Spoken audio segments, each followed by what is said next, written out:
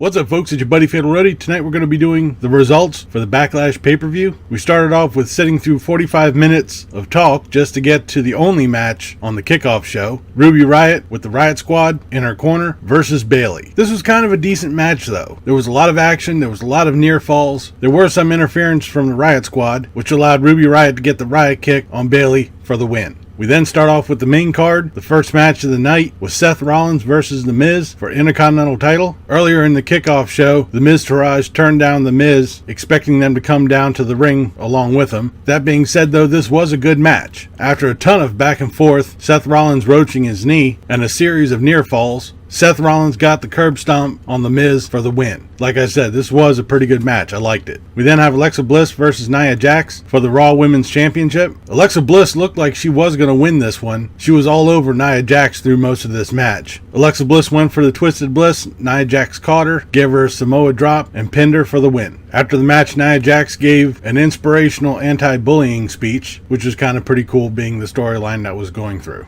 We then have Randy Orton versus Jeff Hardy for the United States title. Once again, another good match. Orton started off pretty strong through the opening parts of this match. Soon after, Jeff Hardy took to the air. Thankfully, when he did the Whisper in the Wind, there wasn't a botch like the Jinder Mahal match at the Greatest Royal Rumble. Randy Orton controlled most of the offense in this match, but Jeff Hardy was able to fire back, get the Twist of Fate, and a Swanton Bomb for the win. This was a pretty good match once again. But we go from the good to the bad because we got Elias in the ring, wasting time, trash talking New Jersey. The New Day come out and they interrupt him. Elias calls for the lights out. Then Aiden English interrupts him, trash talking the New Day and Elias. Both him and Rusev come out. Elias tries to start playing again. Then No Way Jose comes out, dancing with his conga line, joined by the Titus Worldwide and the Fashion Police. Elias, pissed off, asks for the lights out once again. Then Bobby Roode's music hits. He shows up in the ring and gives Elias a glorious DDT. After that, everyone starts dancing back up the ramp. I know Elias and Bobby Roode have a thing going on right now, but seriously, this was a complete waste of time. We then have Daniel Bryan versus Big Cass. This was actually a decent match. It was your classic speed versus power match. Daniel Bryan tried to take down Big Cass, but Big Cass kept overpowering him at every step. Bryan was able to chop down Big Cass, caught him into the yes lock for the win. After the match, Big Cass beats up Daniel Bryan, so I guess we're going to be seeing this for the next couple more weeks.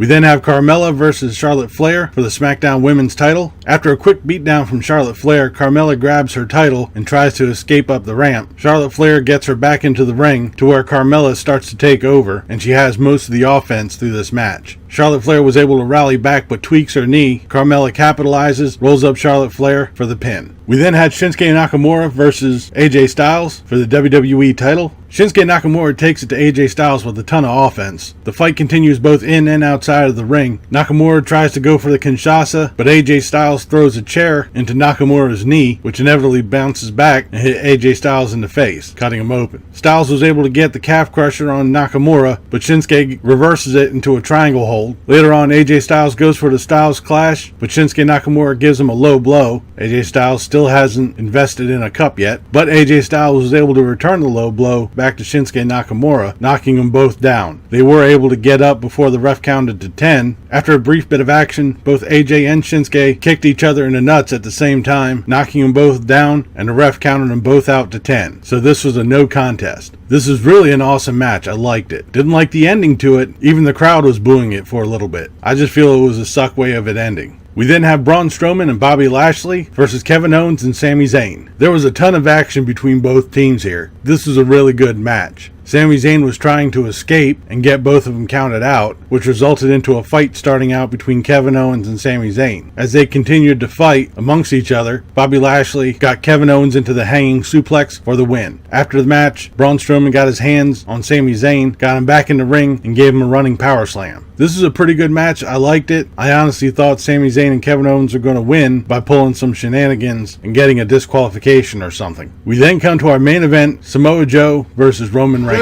Yay. Right before the bell, Samoa Joe attacks Roman Reigns, takes him outside of the ring, puts him through a table, beats him up pretty good, gets him back in the ring. The match starts, and Samoa Joe continues to rip into Roman Reigns pretty hard. Roman Reigns fired up, got a Superman punch and a spear, but was only able to get a 2 count. The crowd really wasn't too much into this, as they were chanting Rusev Day and Delete through most of this match. I can't say I blame them. Samoa Joe was able to get the coquina clutch locked in, but Roman Reigns was able to fight out and grab hold of the rope to break the hold. The crowd didn't like that. They were booing. Soon after, Roman Reigns got the spear on Samoa Joe for the win. Out of the entire night, this had to have been the one match that I really wasn't too crazy about. It was okay, but it didn't hold a candle to most of the matches of the pay-per-view. But in all, this pay-per-view was really good. I liked it. There were a couple low points, one being the Elias bit. The other was 45 minutes before we got to one match on the kickoff show, and then the Roman Reigns Samoa Joe match, which we've seen 10,847 times. But it was good. I liked it. And that'll do for the Backlash results. I'll be back tomorrow for the Raw recap.